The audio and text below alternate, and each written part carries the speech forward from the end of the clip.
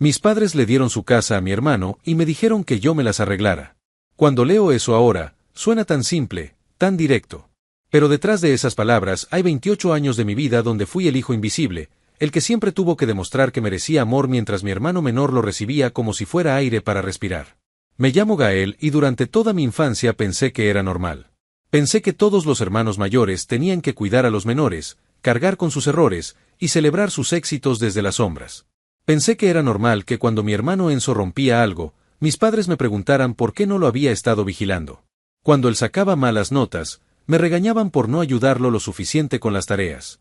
Cuando él lloraba, era mi culpa por molestarlo. Recuerdo perfectamente el día de mi 10º cumpleaños. Había pedido una consola de videojuegos que veía en los comerciales durante meses. Todos mis amigos tenían una y yo fantaseaba con los juegos que podríamos jugar juntos. Mamá siempre decía tal vez, papá hacía esos ruidos que hacen los padres cuando no quieren comprometerse. El día llegó y efectivamente había una caja envuelta. Pero era un juego de mesa educativo sobre matemáticas. La consola estaba en otra caja más grande, para Enzo, que cumplía 8 años 3 semanas después. Era su regalo adelantado porque había prometido portarse bien.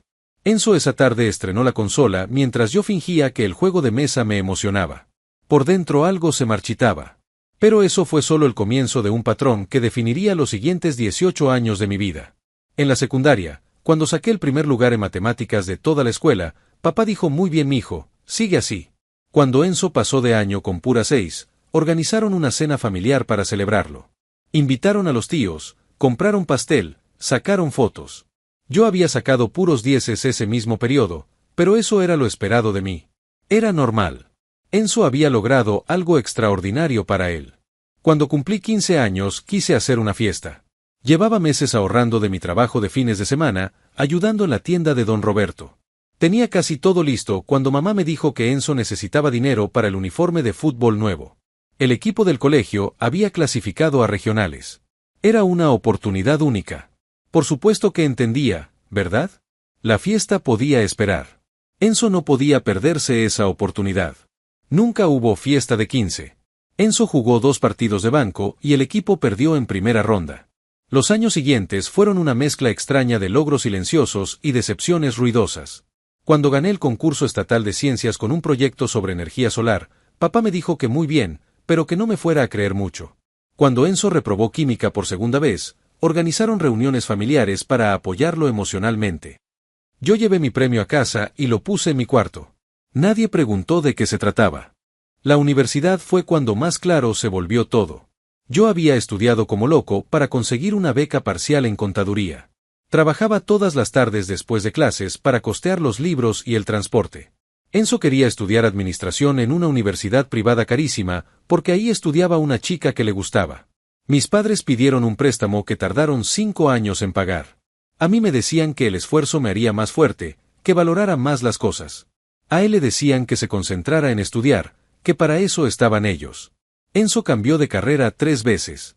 Se graduó a los 28 años con un título que nunca usó porque para entonces ya trabajaba vendiendo seguros con un primo. Yo me gradué de contador a los 22, con mención honorífica, y conseguí trabajo inmediatamente en una empresa de construcción manejando sus finanzas.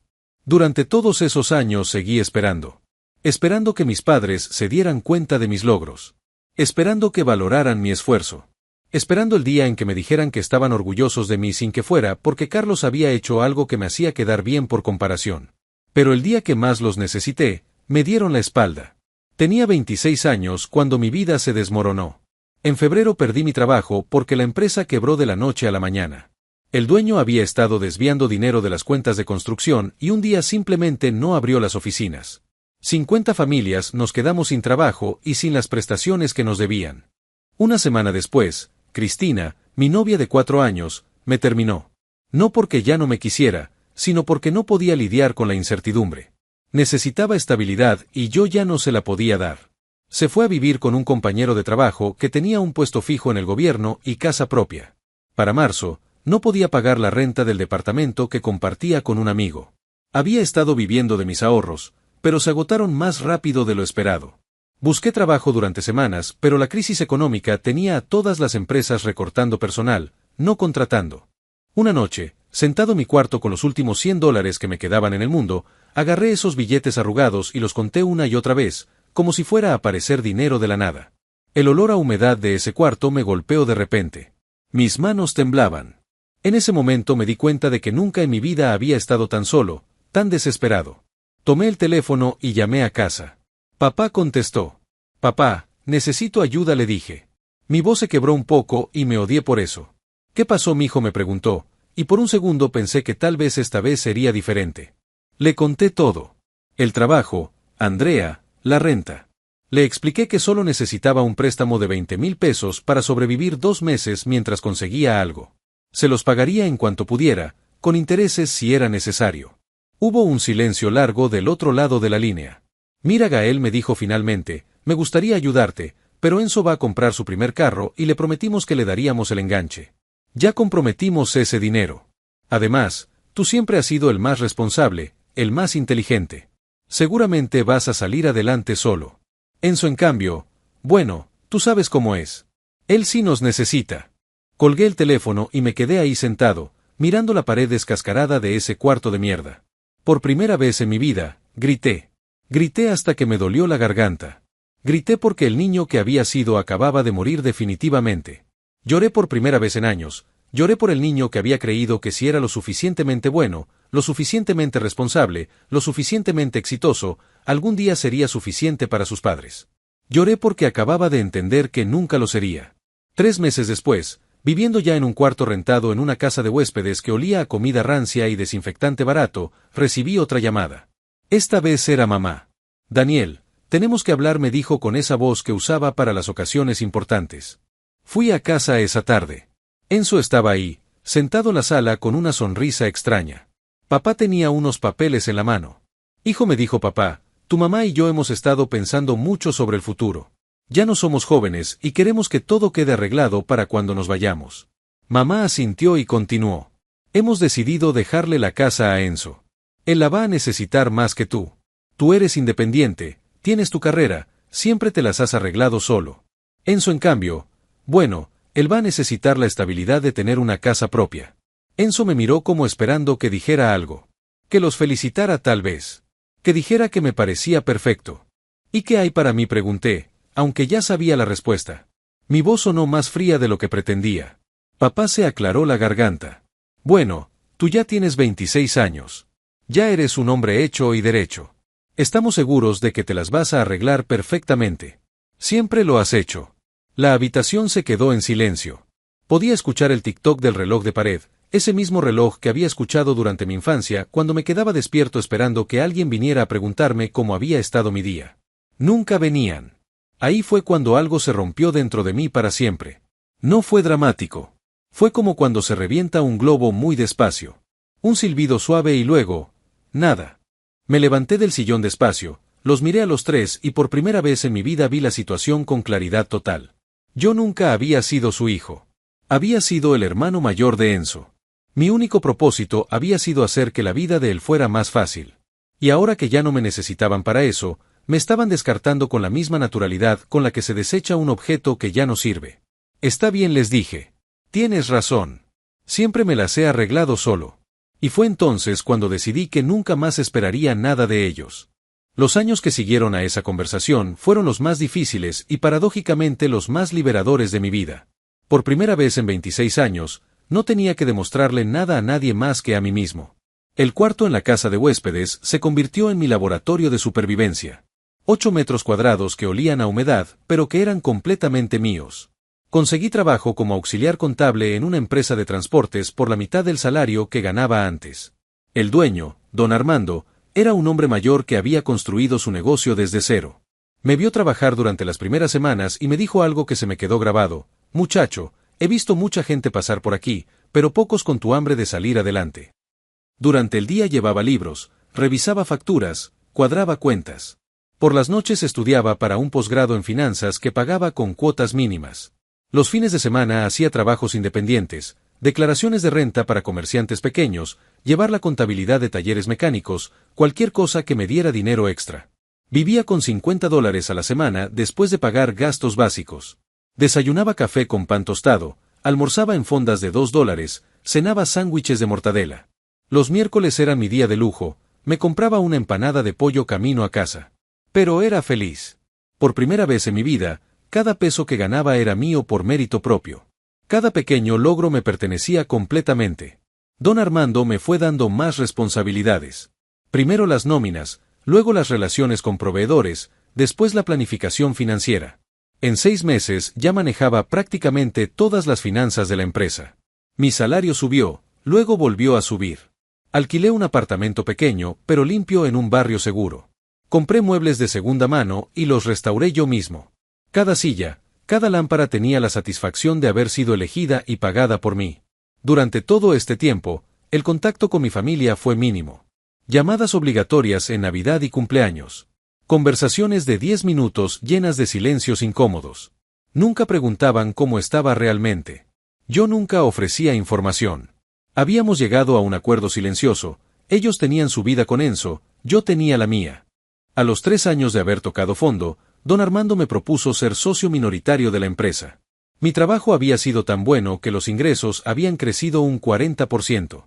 Tuve que pedir un préstamo para comprar mi participación, pero por primera vez en mi vida, el banco me lo dio basándose únicamente en mis méritos, mi historial crediticio, mi trabajo. Fue exactamente en esa época cuando empecé a escuchar rumores familiares a través de primos lejanos. Enzo había tenido problemas con el trabajo de seguros. Aparentemente había manejado mal varios clientes importantes y el primo lo había sacado del negocio. Después intentó poner una tienda de celulares que quebró en menos de un año. Luego un restaurante pequeño que duró 6 meses. Sus ahorros, que nunca habían sido muchos, se agotaron rápidamente. Mi prima Lucía me contó en una reunión familiar a la que fui por compromiso que Enzo había tenido que mudarse de vuelta a la casa familiar. Que mis padres estaban preocupados porque él no encontraba su rumbo. Que papá había usado parte de su pensión para pagar las deudas de la tienda de celulares. Yo escuché todo esto con una mezcla extraña de satisfacción y tristeza. No me alegraba que Enzo estuviera mal, pero sí confirmaba algo que había sospechado siempre: protegerlo tanto nunca le había hecho ningún bien. Mientras tanto, mi vida seguía mejorando. Don Armando se jubiló y me dejó como gerente general. Contraté 2 empleados más, mudamos las oficinas a un lugar más grande. Mi apartamento ya no era solo funcional, era realmente cómodo. Tenía una sala decente, una cocina equipada, incluso una pequeña terraza donde tomaba café los domingos por la mañana. Conocí a Patricia en un curso de actualización tributaria. Era auditora en una empresa mediana, divorciada, con una hija de 8 años. Nuestra relación creció despacio, sin dramas, construida sobre conversaciones largas y respeto mutuo. Ella entendía el valor del trabajo duro, porque también había tenido que reinventarse después de su divorcio. Por primera vez en mi vida, tenía una relación con alguien que me veía como su igual, no como alguien que debía dar más de lo que recibía. A los 5 años de aquel día devastador en la sala de mis padres, ya era propietario de una empresa en crecimiento, tenía una relación estable, un apartamento propio y ahorros en el banco. No era rico, pero era completamente autosuficiente y exitoso. Fue entonces cuando empezaron a llegar señales de que las cosas en casa de mis padres no andaban bien. La primera fue una llamada de Enzo. Extrañísima, porque llevábamos casi 2 años sin hablar directamente. Gael me dijo, y su voz sonaba distinta, más pequeña. ¿Cómo estás, hermano? Estoy bien, le respondí, cauteloso. Todo tranquilo por acá. ¿Y tú qué tal? Hubo una pausa larga. Pues ahí andamos. Oye, he escuchado que te está yendo muy bien con el negocio. La conversación siguió por territorios extrañamente normales. Me preguntó por mi trabajo, yo le pregunté por el suyo. Fue solo hacia el final que llegó al punto. ¿Sabes qué, Gael? He estado pensando que deberíamos vernos más seguido. Al final somos hermanos, ¿verdad? Y papá y mamá ya están mayores. Colgué esa llamada con una sensación rara. Durante años, Enzo nunca había mostrado interés en tener una relación conmigo más allá de las ocasiones obligatorias.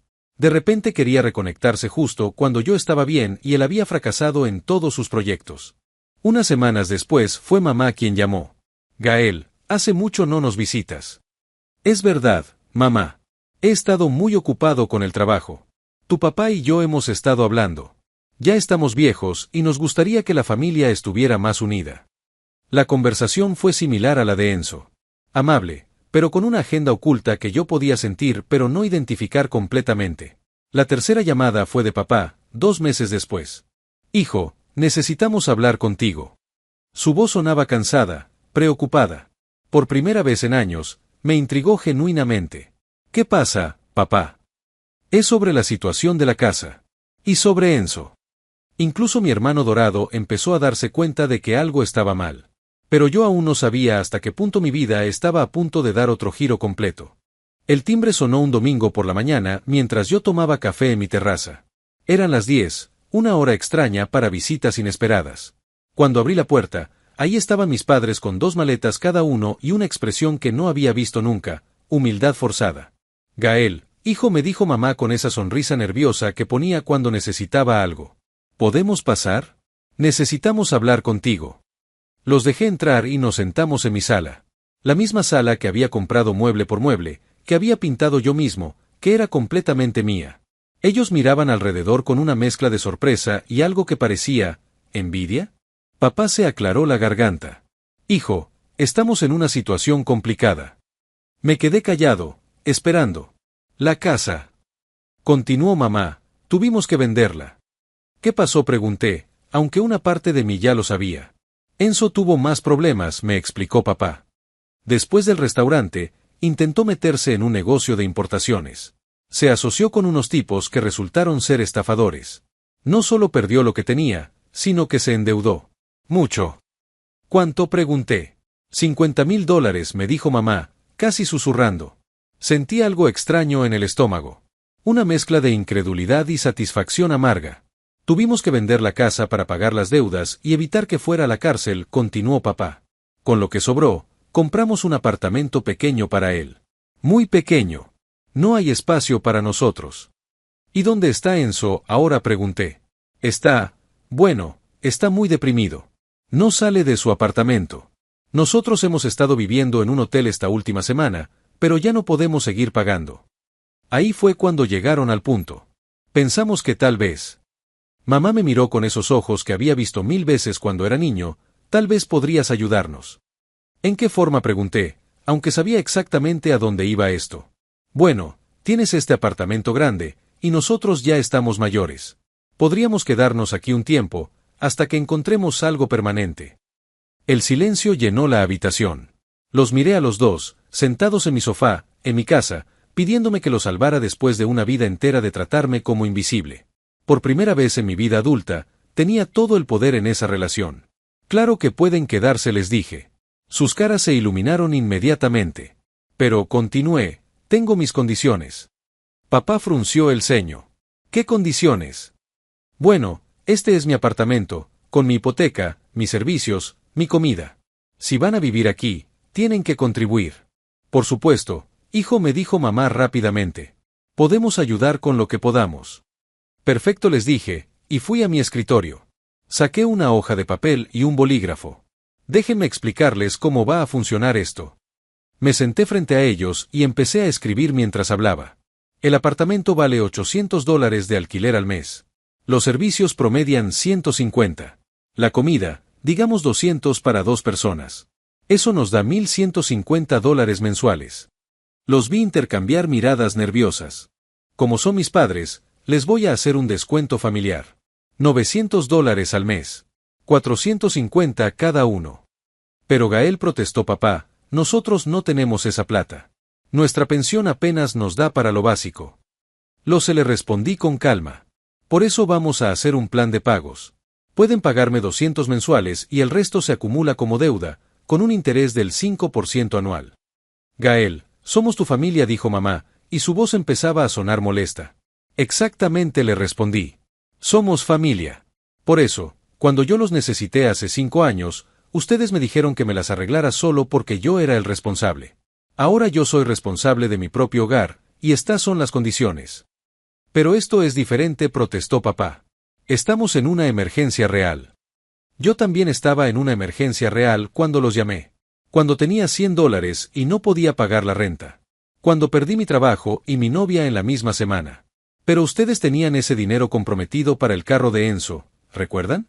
La habitación se quedó en silencio mortal. Gael, no puedes comparar. Empezó mamá. Oh, sí puedo, les dije, y por primera vez en mi vida, sentí que tenía derecho a interrumpirlos. Enzo necesitaba un carro. Ustedes le pagaron el enganche. Enzo necesitaba universidad privada. Ustedes pidieron un préstamo. Enzo necesitaba que pagaran sus deudas. Ustedes vendieron su casa. Ahora ustedes me necesitan a mí, y yo tengo mis propias condiciones. Me levanté y caminé hacia la ventana, dándoles la espalda. Tienen dos opciones, les dije sin voltearme. Aceptan las condiciones y se quedan, o buscan otra solución. Pero somos tus padres, gritó mamá, y en su voz había una desesperación que nunca había escuchado. Me volteé despacio y los miré. Realmente los miré, tal vez por primera vez en décadas. Vi a dos personas mayores, asustadas, que se habían dado cuenta muy tarde de que habían apostado todo al caballo equivocado. Vi a las personas que me habían criado creyendo que mi amor era incondicional e infinito mientras el suyo siempre tenía términos y condiciones. Sí, son mis padres, les dije con una voz más tranquila de la que había usado en toda mi vida. Son los padres que me dijeron que yo me las arreglara cuando tenía 26 años y estaba quebrado. Los padres que celebraron las notas mediocres de Enzo mientras ignoraron mis logros académicos. Los padres que le dieron la casa familiar al hijo que la perdió en 5 años. Papá se puso de pie, rojo de la rabia. No puedes culparnos por querer más a un hijo que al otro. El silencio que siguió fue ensordecedor. Incluso él se dio cuenta inmediatamente de lo que había dicho. Gracias, papá, le respondí con una sonrisa fría. Gracias por finalmente decir la verdad. Mamá se quedó pálida. Gael, él no quiso decir. Claro que quiso decir eso. ¿Y saben qué? Está bien. Yo también los quiero más a ustedes que ustedes a mí. La diferencia es que yo sé exactamente cuánto vale ese cariño. Volví a sentarme y puse el papel con las condiciones sobre la mesa de centro. $900 mensuales, con plan de pagos de 200 al mes y el resto acumulativo con intereses. Esas son mis condiciones. Se quedaron ahí sentados por lo que parecieron horas, pero probablemente fueron minutos. No tenemos otra opción, ¿verdad?, murmuró mamá finalmente. No les respondí. No más de la que yo tuve hace 5 años. Papá agarró el papel con manos temblorosas y lo firmó. Mamá hizo lo mismo. Una cosa más, les dije mientras guardaba el documento. Enzo no pone un pie en este apartamento. Si quieren verlo, lo hacen afuera. Pero es tu hermano, protestó mamá débilmente. Es el hermano que nunca me defendió, que nunca cuestionó por qué él recibía todo mientras yo tenía que ganármelo. Es el hermano que me llamó después de años, solo cuando supo que me estaba yendo bien. Enzo no es bienvenido en mi casa. Esa noche, mientras ellos se acomodaban en mi cuarto de huéspedes con sus maletas modestas, me senté en mi terraza con una cerveza. Por primera vez en mi vida, había puesto límites a mi familia. Por primera vez, había cobrado por mi cariño exactamente lo que ellos habían cobrado por el suyo. Patricia llegó a eso de las 8. Le conté todo lo que había pasado. ¿Crees que fui muy duro?, le pregunté. Ella me miró con esa sonrisa que ponía cuando estaba orgullosa de mí. Creo que les diste exactamente lo que se merecían, me dijo. Y creo que por primera vez en tu vida, te respetaste a ti mismo. 3 meses después, mis padres seguían viviendo conmigo, pagando religiosamente sus 200 mensuales y acumulando una deuda de $700 por mes. Nunca volvieron a quejarse de las condiciones. Nunca volvieron a mencionarme que éramos familia cuando les convenía.